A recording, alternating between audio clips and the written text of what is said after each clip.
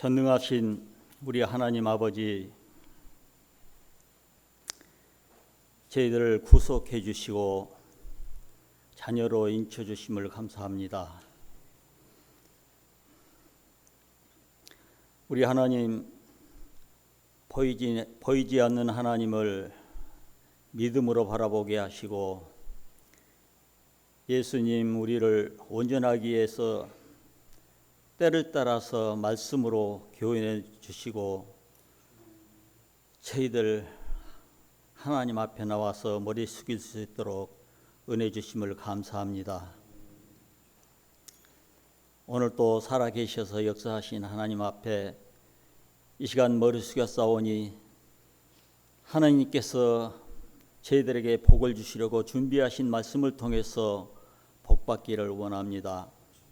성령님 도와주시고 역사하여 주셔서 먼지만 털고 가는 저희들 되지 않도록 역사하시고 은혜 받고 돌아가는 한 시간 되게 도와주시옵소서. 아버지 하나님, 사회가 너무 혼란스럽고 어지럽습니다. 우리 하나님께서 함께하여 주셔서 하루속히 코로나가 종식되어서 우리의 마음에 평안을 가지고 하나님 앞에 모일 수 있는 그날이 될 수 있도록 성령님 역사하여 주옵소서. 우리 대동교회를 사랑하시고 함께 하신 하나님 감사합니다. 이 시간도 이 자리를 기억하고 있어도 이 자리에 참석지 못한 우리 성도님들 함께 하시고 은혜 주셔서 동일한 은혜로 은혜 받는 시간 될 수 있도록 성령님 역사하여 주옵소서. 그러므로 우리가 하루 살아갈 때에 살아계신 하나님 앞에서 삶을 지탱할 수 있도록 역사하시고 남은 시간 주님 앞에 말씀 앞에 바로 설 수 있는 저희들 될 수 있도록 역사하여 주옵소서.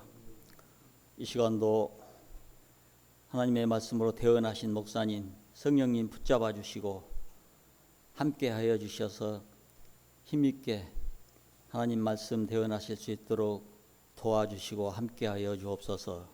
모든 말씀을 거룩하신 예수님의 이름으로 기도드리옵나이다. 아멘. 할렐루야. 날씨가 오늘은 조금 좀 무거운 날씨라 또 우리의 이 심리적인 상황도 조금 좀 무겁지 않나 싶은데요.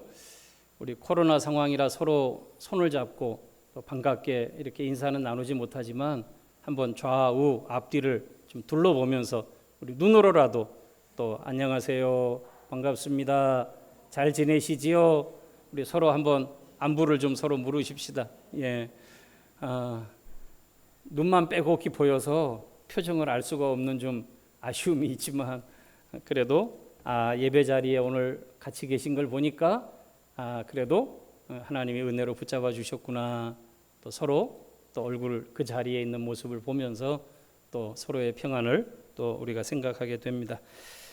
어려운 때이지만 잘 또 인내해서 한 주간 지나온 것이 벌써 7월이 되었고 이제 7월도 어느덧 셋째 주를 지나가고 있습니다.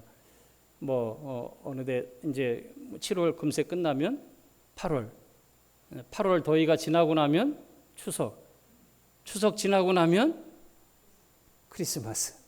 그럼 2021년 끝나는 거죠. 성큼성큼 한 해 한 해가 가는 것 같습니다. 오늘 우리가 말씀을 나눌 이 말씀은 홍해의 기적에 관한 말씀입니다. 주로 모세의 기적이라는 말로도 불리워지는데요. 이 사건은 믿음이 없는 분들도 너무나 잘 알고 있는 성경 사건 중에 대표적인 사건입니다. 이미 70년 전인 1956년에 십계라고 하는 모세의 일대기를 다루었던 영화가 개봉되었고 많은 사람이 그 젊을 때 그 영화를 보면서 찰턴 헤스턴과 율 브린너의 그 연기에 빠져들어갔던 그리고 우리의 마음속에 추억의 명화로 지금도 그 영화가 때때로 가끔 한 번씩 이렇게 TV를 타면 그랬다 하는 그런 마음에 이런 추억이 생각나는 영화가 있습니다. 아마 이 영화 때문에도 더 많이 알려지게 됐겠죠.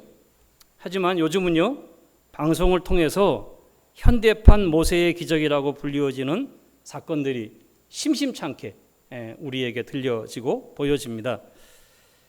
뭐 멀리 갈 필요도 없이요, 가까이 진도에는요, 전라남도 진도 섬에는 매년 한 차례씩 신비한 바닷길 축제라고 하는 진도의 축제가 열립니다. 근데 이 축제가 무슨 축제냐 하면 진도의 모세의 기적 축제입니다.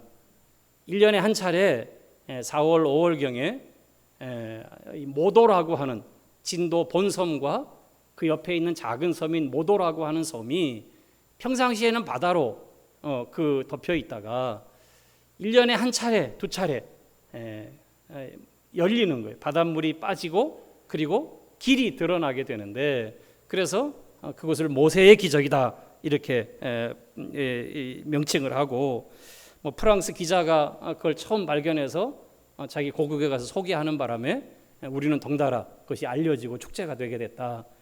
올해로 42회차 축제를 맞이했고요. 작년과 올해는 뭐 직접 모여서 그 바닷길을 건너는 그 장관인데 그 일은 못하고 이 온라인으로 카메라로 바닷길이 열려서 길이 생기는 것을 실황해서 이렇게 보여주는 그런 온라인 축제를 열었다 하는 기사를 제가 봤습니다.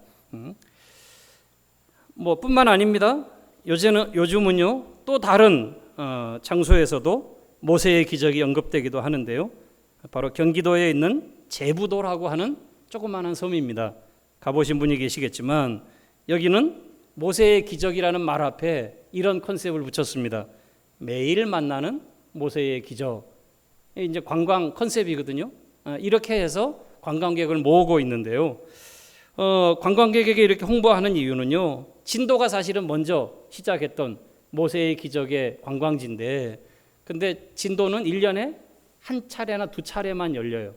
그래서 축제를 해도 1년에 한 번뿐이 못 합니다. 모세의 기적을 한 번뿐이 못 봐요. 그런데 제부도라고 하는 이곳은 하루에 두 번씩 제부도로 들어가는 그 길이 열리는 거예요. 바닷물이 빠지고 도로가 드러나요. 길이 나타나요. 그래서 그 이 썰물과 밀물의 시간을 잘 따라서 물이 빠지는 시간에 섬으로 사람들이 들어가고 또 섬에 있는 사람이 나오고 또 다시 물이 닫혔다가 다시 열리는 시간에 또 볼일을 보고 또 들어가고 나오고 하는 이제 이런 일들이 있는 것입니다. 그러다 보니까 매일 만나는 모세의 기적이다 이렇게 홍보를 하고 있습니다. 요즘은요 전남 고흥에도 모세의 기적이 생겼답니다. 고흥의 우도라고 하는 섬에서 바닷길이 한번 열리면 여기는 어떤 특징이 있느냐, 한번 열리면 6시간 동안 길이 열려 있답니다.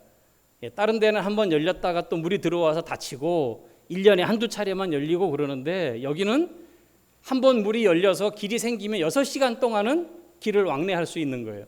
그러니까 얼마나 좋아요. 들어가서 크지도 않은 섬인데 들어가서 좀 관광도 하고 좀 즐기고 또 다시 나올 수가 있다고 그렇게 홍보를 하는 것이죠. 다 모세의 기적이라고 홍보를 하는 것입니다.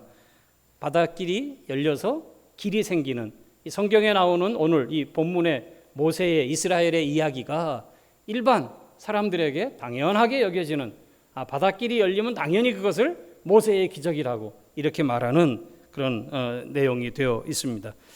요즘은요 또 심지어 도로 위에서도 모세의 기적이라는 말이 쓰여집니다. 무슨 말인가? 출근길 꽉 막힌 도로에서 응급차가 생명을 긴급히 호송하면서 사이렌을 울면 그 꽉 막힌 도로에 그 차들이 이 긴급 환자를 호송하는 응급차 소리를 듣고는 양쪽으로 신속하게 쫙 빠져서 길을 낸다.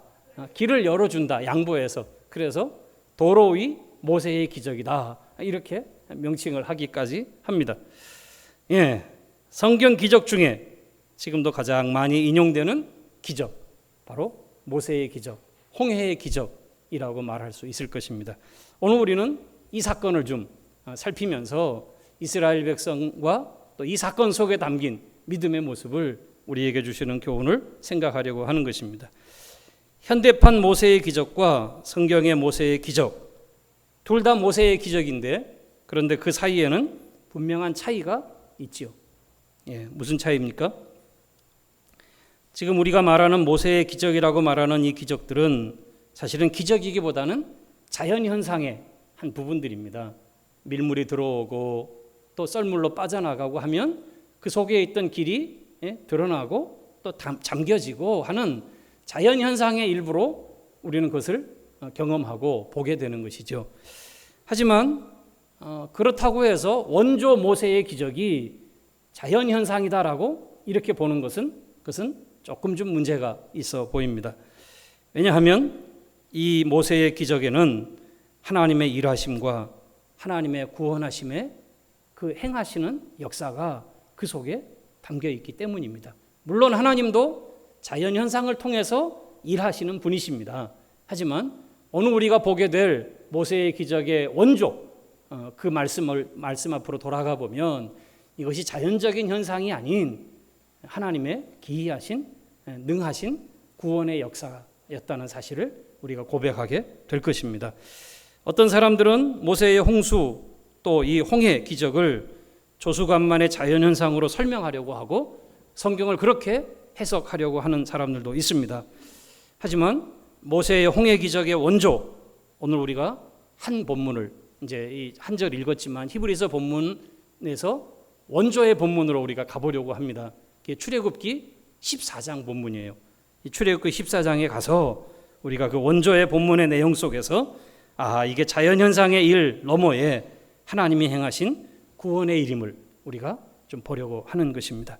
우리 같이 한번 출애굽기 14장으로 좀 성경을 좀 다시 돌아가 보겠습니다. 오늘은 출애굽기 14장을 펼쳐놓고 그리고 오늘 이 히브리서 본문에 대한 말씀을 저희가 같이 생각하려고 합니다. 출애굽기 14장 말씀을 좀 펼쳐 놓아 주십시오. 먼저 홍해 앞에 선 이스라엘의 모습이 오늘 이 14장에서 다루는 첫 번째 모습입니다. 먼저 그 앞에 이제 부연 설명들을 제가 잠시 설명을 좀 드리겠습니다. 애굽에서 승리의 노래를 부르며 6월절 첫 장자를 치는 재앙과 함께 장자를 치는 재앙에서부터 뛰어넘으시는 죽음의 사자가 뛰어넘는 이 하나님의 구원을 경험하고 그리고는 애굽에서부터 빨리 나가라고 바로도 그러고 애굽의 사람들도 그러고 빨리 당신들이 나가야 우리가 살겠다고 거의 이제 승리자와 같은 이 자들로 이스라엘 백성은 애굽을 빠져나오게 됩니다. 승리의 노래로 애굽을 빠져나온 이스라엘 백성, 그들은 하나님의 인도하심의 상징인 구름 기둥과 불 기둥 앞에서 인도를 받아 이제 애굽을 떠나 홍해 앞 바닷가 지역, 오늘 우리로 치자면 저 돌머리, 아니면 선불 그쪽에 주포 이렇게 바닷가 지역을 말하듯이 비하히롯이라고 하는 바닷가의 한 지역에 이제 이스라엘 백성이 장막을 치게 됩니다. 그런데 그때 애굽의 바로와 신하들이 마음이 변했어요. 이 변덕이 죽을 듯하는 이 바로 마음이 변하고 마음이 강팍해져서 떠나 보낼 때는 언제고 곧 마음이 바뀌어서 이스라엘을 보낸 것을 후회하게 됩니다.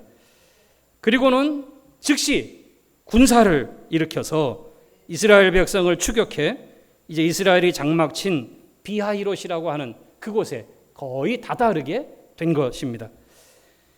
이 사실을 이스라엘 백성이 이제 뒤에서 이 애굽의 군대가 자기들을 추격해 온 것을 보게 되었어요. 이제 그 본문이 시작하는 말씀이 바로 10절이에요. 1절부터 9절까지는 제가 지금 이렇게 읽어서 설명을 좀 드렸습니다. 이 상황 속에서 이스라엘 백성이 바로가 그 군대와 함께 자신들의 뒤를 거의 따라온 군대와 함께 도착한 것을 보게 됩니다. 이 사실을 보고 난 이스라엘 백성은 순식간에 두려움에 사로잡혔습니다. 왜 그랬겠습니까? 당연히 앞에는 바다가 가로막고 있고, 저 돌머리 가보세요. 돌머리 끝자락까지 도망갔는데 뒤에서 그 돌머리 앞에 해변을 다 가로막고 딱 진치고 있으면 어디로 가겠어요? 다리 위에 올라가서 간다 해도 다리가 저까지 안 놓여 있는데 끝난 거 아닙니까? 결국 앞이 바다로 막혀 있고 뒤는 애굽의 군대가 진을 치고 바로가 화가 나서 분노하고 쫓아온 것입니다. 그들이 이 상황을 만났을 때 그들이 보이는 모습은 오늘 이 히브리서 본문이 말하는 모습과는 사뭇 좀 달라 보이는 모습입니다.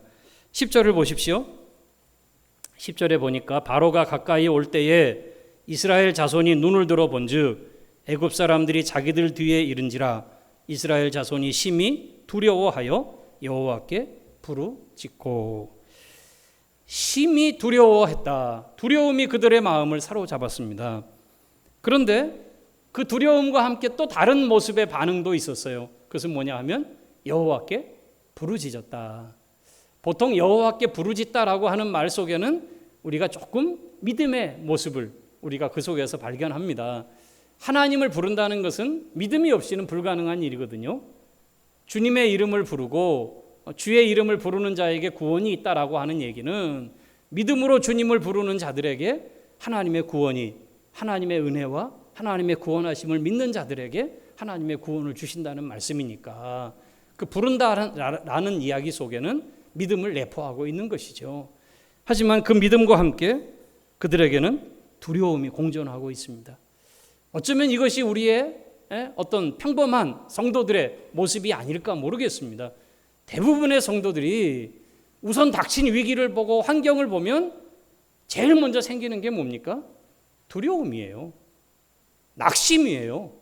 걱정이고 염려가 먼저 찾아오죠. 그 상황을 봤는데 그 상황에서부터 찬송이 나오고 하나님이 보이고 사실 그렇게 되어지기보다는 우리의 육신을 눈을 통해서 보여진 그 모습이 우리를 위해서 엄습해오는 두려움이 우리를 먼저 사로잡아요. 무서움이 생깁니다. 두려움이 생깁니다. 그러나 그 무서움과 두려움 속에서 그들은 하나님을 향해서 하나님께 부르짖고 있어요.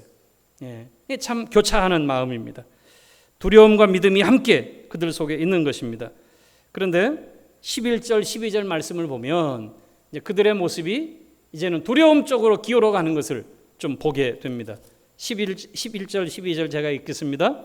그들이 또 모세에게 이르되 애굽에 매장지가 없어서 당신이 우리를 이끌어내어 이 광야에서 죽게 하느냐?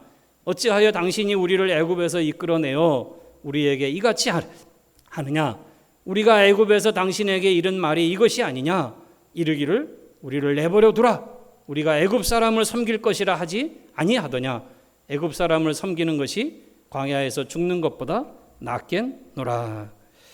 이스라엘 백성은 지금 하나님을 향하여 부르짖고만 있는 것이 아니고 모세를 향하여서는 모세여 우리를 살려주소서라고 그에게 부르짖어 도움을 요청하는 것이 아니라 분노하고 불평을 쏟아놓고 있는 것입니다. 그 불평의 내용은 간단합니다. 왜 가만히 있는 우리를 여기까지 끌고 나와서 왜 우리가 안 나오겠다고 하고 왜 우리가 그냥 있겠다고 하는데도 여기까지 우리를 데리고 나와서 결국은 이 사단을 만들었냐 하는 것입니다. 일이 잘 풀렸으면 괜찮은데 일이 잘못 꼬여져 버린 것이죠. 이제 나온 지 얼마 안 되는 하나님의 구원의 승리의 노래를 부르며 애굽을 떠난 지 얼마 되지도 않아서 이런 낭패를 만났으니 이게 이제 불평거리고 그리고 모세를 향하여서 백성들이 분노하고 원망하는 것입니다. 보통의 마음이죠. 우리도 때때로 우리에게 나타나는 이스라엘 백성의 모습이 이 속에 있어요. 사방에 우겨쌈을 당하는 문제를 만나고 피할 길은 보이지 않고 힘든 고난과 이런 현실들이 우리에게 찾아왔을 때 흔들리는 우리의 믿음이 그때 뭐라고 말합니까? 하나님 도대체 왜 내게 이런 일을 주셨습니까? 조금 더 나가면 하나님 이럴 수 있습니까? Why me? 왜 납니까? 왜 내게 이런 시련을 주십니까? 주님을 향하여서 그런 이야기가 터져 나오게 되는 것이죠. 하나님을 향해서, 그리고는 사람을 향해서 자신 속에 이해되지 않는 이 일로 분노가, 그 감정이 화로 그리고 불평으로 터져 나오는 것입니다. 이럴 때 우리는 욥이라고 하는 한 사람을 생각하게 됩니다. 욥은 하나님을 경외하던 사람이었습니다. 그런데 그가 갑작스럽게 만난 시험과 시련은 우리가 생각하는, 상상할 수 없는 그런 일들이었습니다. 순식간에 그 자신의 삶의 환경이 180도 바뀌어져 버립니다. 그 상황을 만난 그 욥이 인생의 시련 앞에서 어떻게 했는지 욥기 1장 22절은 우리에게 이렇게 말합니다. 이 모든 일에 욥이 범죄하지 아니하고 하나님을 향하여 원망하지 아니하니라. 그 모든 일을 만났는데, 그 모든 상황을 만났는데 하나님을 경외하는 욥이 그 상황 속에서 주신 이도 하나님이시고 가져가신 이도 하나님이시니까 하나님의 뜻이 있고 하나님의 영광이 드러나기를 원합니다. 하나님을 예배하고 하나님을 찬송하니까, 그러니까 그 욥기가 기록하고 있는 그 말씀의 욥의 마지막 모습이 그가 입술로 하나님을 원망하지 않고 범죄하지 않았더라, 이렇게 글을 기록하고 있는 것입니다. 사랑하는 성도님들이요, 우리도 믿음의 길을 걸어가다가 하나님의 구원의 은혜에 주님을 찬송하고 주님이 주신 은혜 때문에 우리의 감정이 승리에 도취돼서 주님을 높이는, 주님을 향하여 감사하는 이런 노래를 부르다가도 장애를 만나고 힘든 일을 만나고 어려운, 이해할 수 없는 시련을 만나게 될 때가 있을 것입니다. 그때 그런 일들을 성경은 이상히 여기지 말라고 말하고 있고, 그런 일들을 만날 때 원망하지 않기를 주님의 이름으로 축원합니다. 불평하기보다, 오늘 욥의 신앙에까지 우리가 이르려면 아직 좀 많이 남았겠지만 그 속에서 하나님의 뜻을 잠잠히 기다리고 또 주님을 바라보는 또 이런 은혜가 또 우리들에게 있어지기를 소망합니다. 오늘 이스라엘 백성도 그렇습니다. 처음에 그들은 불안하였고 낭망해서 두려움에 사로잡혔고, 하나님을 향하여 기도하다가도 모세를 향해서는 원망과 불평을 쏟아놓기 시작했습니다. 그러자 모세가 일어납니다. 그리고 그들에게 하나님의 명령을, 하나님의 말씀을 그들을 향해서 선포합니다. 모세가 이스라엘 백성 두려워 떨고 원망하는 그들에게 선포한 하나님의 말씀이 13절, 14절입니다. 이 말씀 두 절은 우리가 같이, 오늘 이 14장의 핵심이 되는 말씀이거든요. 두 절 말씀 같이 한번 읽겠습니다. 13절, 14절 시작. 모세가 백성에게 이르되 너희는 두려워하지 말고 가만히 서서 여호와께서 오늘 너희를 위하여 행하시는 구원을 보라. 너희가 오늘 본 애굽 사람을 영원히 다시 보지 아니하리라. 여호와께서 너희를 위하여 싸우시리니 너희는 가만히 있을지니라. 지금 두려움에 사로잡혀서 가만히 있을 수가 없어요. 좌불안석이에요. 그러니 하나님을 향하여 부르짖었다가 또 저 뒤에 애굽의 군대를 보고 또 가슴을 쓸어내리다가, 그러다가 앞에 있는 모세를 향해서는 왜 우리를 이렇게 끌고 와서 왜 이 사단을 만드냐고 입에서 불평과 원망의 소리를 토해내는 이 상황 속에서 모세는 하나님의 말씀을 그들에게 선포하는 거예요. 두려워하지 말고 하나님이 너희를 위해서 싸우실 것이니까, 오늘 하나님이 당신의 구원하심을 너희들에게 보이실 것이니까 두려워하지 말고 잠잠하여 가만히 너희는 있을지어다, 이 말씀을 선포한 것이에요. 오늘 모세의 이 말씀 앞에서 이스라엘 백성은 침묵하였습니다. 그 뒤로 이스라엘 백성이 모세를 원망했거나 하나님을 향하여 부르짖었거나 했다는 이야기는 성경에 기록되어 있지 않아요. 동시에 하나님께서는 이스라엘 백성 진 앞에서 인도하던 하나님의 사자를 이스라엘 진 맨 뒤로 옮기십니다. 그리고는 이스라엘 진 뒤로 옮기는 이 하나님의 사자를 따라서 이스라엘 앞에서 인도하던 구름 기둥이 이스라엘 백성의 뒤편으로 가서 이스라엘 뒤를 딱 지키는 거예요. 19절 말씀이에요.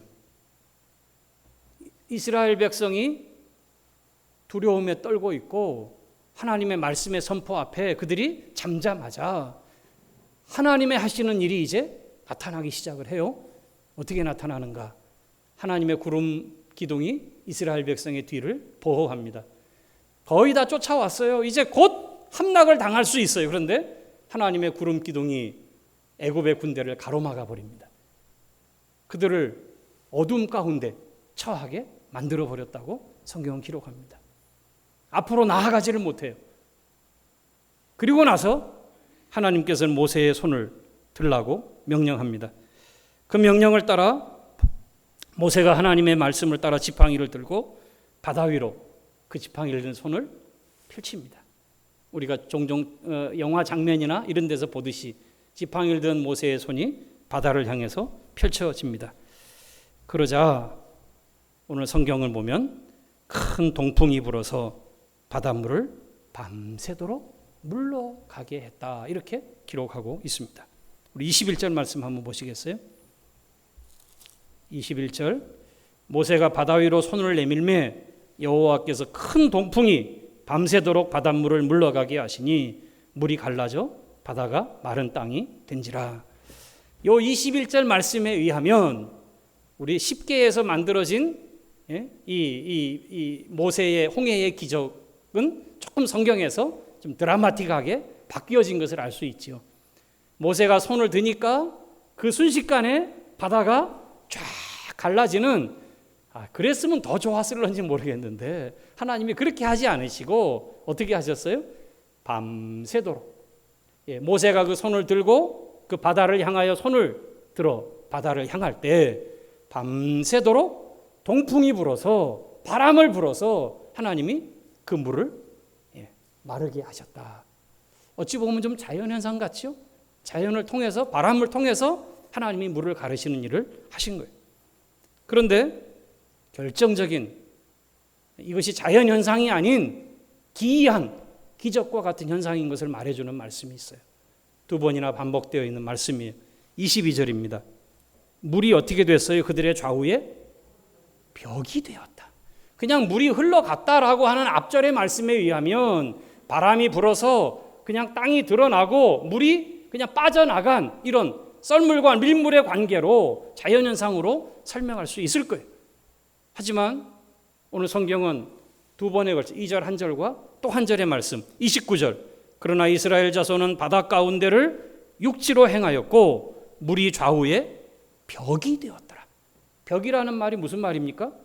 지금 우리가 보는 이 양쪽에 있는 이걸 벽이라 그래요. 교회 내벽, 이 양쪽이 벽입니다. 교회 사면이 벽으로 둘러싸여 있는 거예요. 물이 마치 벽을 이루듯이 그들의 옆을 벽처럼 일어선 것입니다. 자연현상 중에 이런 현상이 있습니까?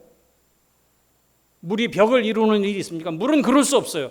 물은 흘러내릴 수밖에 없고 무슨 상자 안에나 무슨 그릇 안에 넣어놓지 않고서는 물은 그 형태를 가지지 않아요. 오늘 성경은 두 번이나 걸쳐서 이스라엘 백성이 진행해 가는 그 바다의 땅길을 걸을 때 양쪽에 홍해 바다의 물이 벽을 이루었더라. 벽을 이루었더라. 라고 성경은 우리에게 기록해 놓고 있는 것입니다. 여러분, 오늘 우리는 하나님의 하시는 일을 지금 출애굽기 14장 속에서 보고 있는데요. 이 일로 끝나지 않지요. 그 뒤를 따라 바로의 애굽의 군대가 이스라엘을 뒤따라서 길이 생겼으니까 우리도 가자 하고 뒤따라 뛰어 들어옵니다. 충분히 가능한 일이죠. 이제 이스라엘 백성의 뒤에 있는 구름 기둥이 바닷속으로 따라서 그들과 함께 들어가자 애굽의 군대도 뒤따라서 바닷속으로 들어온 것이.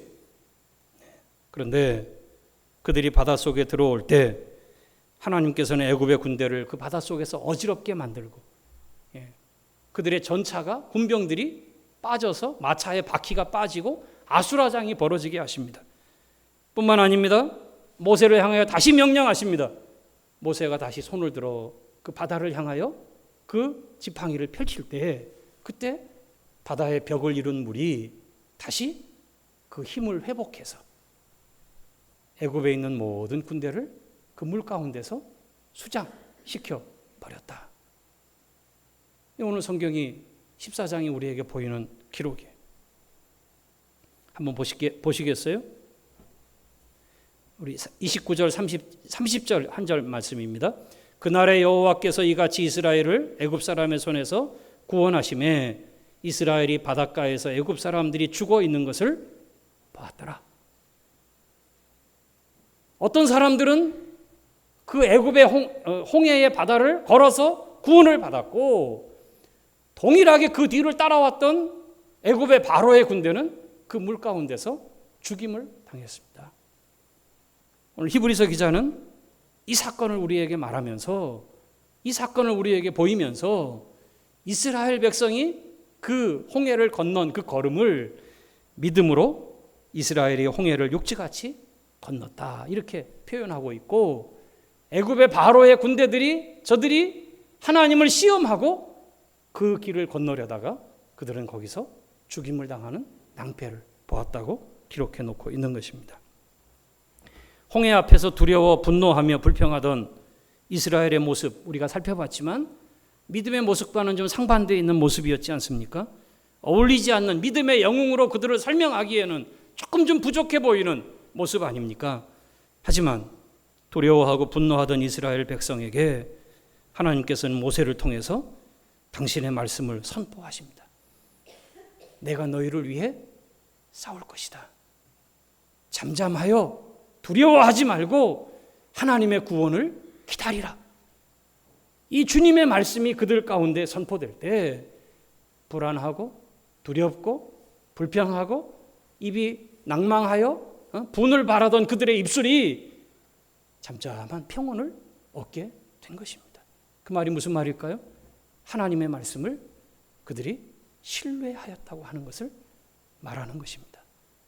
어려움 속에 있었지만, 두려움에 떨고 있는 상황을 만났지만, 그때 하나님이 주신, 모세를 통해 주신 하나님의 말씀을 이스라엘 백성이 그 마지막 지푸라기라도 잡는 심정으로 그 말씀을 붙잡고 마음의 평안을 얻었던 것입니다. 조용히 하나님의 일하심을 그들이 기다렸을 것입니다. 그러다가 그들은 바다가 열리는 이 기이한 일을 그들의 눈으로 목도하게 되었고, 그리고는 바닷속을 뛰어 들어가게 된 것입니다. 여러분, 처음 걸어보는 길, 그것도 바다가 열려서 그 바닷길 안으로 들어가는 일, 이거 쉬운 일이겠습니까? 아니요. 천만의 말씀이에요. 아이고, 저리로 들어갔다가 물이 다시 쏟아지면 빠져나오지도 못하고 개죽음이야. 믿음 없이는 그 속에 들어가서 1분도 못 견디는 거예요. 그러나 그들을 향해 말씀하신 하나님의 말씀을 붙잡고 마음의 평안을 얻었던, 사실은 말씀의 가장 큰, 믿음의 가장 큰 역사는 여기 있어요. 불안하던 마음이 안정을 찾는 거예요. 우리가 하나님 앞에 기도하면, 염려가 차고 불안해서 하나님 앞에 기도로 나아가기 시작하면 하나님의 응답의 제 첫 번째 신호가 뭐냐? 우리의 마음이 평안해지는 거예요. 두려움이 사라지고 마음의 불안이 사라지고 우리의 마음에 평강이 밀려오는 거예요. 하나님에 대한 신뢰가 생기는 것이고 하나님의 말씀에 대한 믿음이 생기는 것이고, 그래서 눈에 보이는 현상이 아닌 하나님의 말씀에 그분이 오히려 그분이 일하실 것이다, 그분이 행하실 것이다, 그것을 기대하게 되어지는 것이죠. 이게 바로 말씀이 우리에게 주시는 믿음의 역사예요. 하나님의 말씀이 우리에게 필요한 역사가 바로 이것 때문이에요. 우리는 늘 불안해요. 우리는 늘 문제를 만나면 흔들려요. 보세요. 이스라엘 백성 광야길 가운데 매번 흔들립니다. 매번 흔들려요. 우리 모습 아닙니까? 우리의 삶의 모습 아닙니까? 우리의 믿음의 모습 아닙니까? 그런데 그런 우리를 다시 평온함으로 인도하시고 다시 믿음의 길을 걷게 하시는 것은 오늘 하나님의 신실하신 말씀 때문인 줄로 믿습니다. 하나님의 말씀이 우리를 믿음 가운데 세우는 거예요. 그래서 그 말씀에서 멀어지면 믿음이 약해지는 거예요. 하나님의 말씀을 듣지 못하고 하나님의 말씀에서 자꾸 멀어지면 믿음이 자꾸 생길까요? 천만의 만만의 말씀이에요. 조금 남아있던 믿음조차도 다 홀랑 날아가 버리고 믿음의 길에서 저 뒤로 뒤처지게 되는 것이에요. 사랑하는 성도님들이여, 바다가 열리는 기적을 보고 바닷속에 들어간 이스라엘 백성, 그들을 향해서 말씀하신 그 하나님, 그리고 자신들의 마음에 이미 평안을 주신 모세를 통해 주신 하나님의 말씀을 그들은 붙들고 그 바닷길을 믿음으로 걸어갔던 것입니다. 이게 오늘 이스라엘 백성을 오늘 설명하는 히브리서의 그들의 믿음의 모습입니다. 하나님의 말씀을 따라 믿음의 지도자 모세를 따라 이스라엘이 온 일치되 한 마음으로 그 홍해 길을 걸어 나아갔던 것입니다. 그리고 거기서 하나님의 구원하심을 그들은 경험했습니다. 큰 상황과 어려움을 만나고 두려움과 낭망에 흔들리는 것이 우리의 나약한 믿음이지만 하나님의 말씀을 들을 때 다시 믿음이 생기고 불안하던 마음은 다시 안정을 찾고 그리고 초점을 잃었던 눈은, 현실의 문제에 집중됐던 우리의 눈은 다시 말씀의 주인이신 하나님을 바라보게 되는 줄로 믿습니다. 이스라엘의 믿음, 오늘 우리에게 보이는 그 믿음이 바로 그 믿음을 우리에게 가르쳐주고 있어요. 모세의 말씀을 듣고 마음의 진정이 찾아오는 순간부터 이스라엘의 믿음의 역사는 시작되었던 것입니다. 주님의 말씀을 신뢰하고 우리가 그 말씀을 믿고 순종하는 자리에 서는 그 한 걸음 한 걸음에서부터 우리는 하나님의 큰 역사를 만나게 되고 경험하게 될 것입니다. 믿음의 순종이 믿음 없는 불신자들이 보기에는 어리석고, 에이 어떻게 저런 말을 하는가, 어떻게 이런 상황에서 저렇게 사는가, 이런 이야기를 우리가 듣기도 하지만 이해할 수 없는 일처럼 저들에게는 보이지만, 그러나 우리는 믿습니다. 말씀 속에서 하나님은 지금도 살아계시고 하나님은 지금도 역사하고 계시고 하나님은 이 문제 너머에서 오늘도 우리를 하나님이 붙잡고 계시다는 사실을 우리는 이 말씀 속에서 믿고 그 말씀 안에서 신뢰하며 나아가는 것입니다. 이것이 믿음입니다. 어려운 상황을 비록 만나지만, 흔들리는 약한 믿음이지만 하나님의 말씀을 더 사모하고 하나님의 말씀 듣기를 더 간절히 바라며 주님의 말씀 앞에 나아가는 우리 모두가 되어지기를 주님의 이름으로 축원합니다. 그 말씀이, 말씀을 주신 하나님이 우리의 흔들리는 믿음을 붙잡아 주시고, 그리고 홍해와 같은 하나님의 구원의 길을 아무도 걸어가 보지 못한, 아무도 경험해 보지 못한 하나님의 기이한 길을 열으셔서 그 하나님의 능하신 구원의 길을 나아가게 하실 줄로 믿습니다. 앞길이 막히고 뒷길이 막히고 옆길이 막힐 때 하나님은 기이한 방법으로 하늘 문을 여신다. 오늘 이 말씀을 우리가 잊지 말고 우리의 삶의 자리에서도 우리가 믿음이 흔들리는 순간순간마다 오늘 우리의 믿음을 붙잡아 주시는 주님의 말씀을 더 신뢰하고 말씀 앞으로 나아가고 말씀 듣기를 힘쓰고 말씀에서 떨어져 나가지 않는 이런 삶을 살아가게 되기를 주의 이름으로 축원합니다.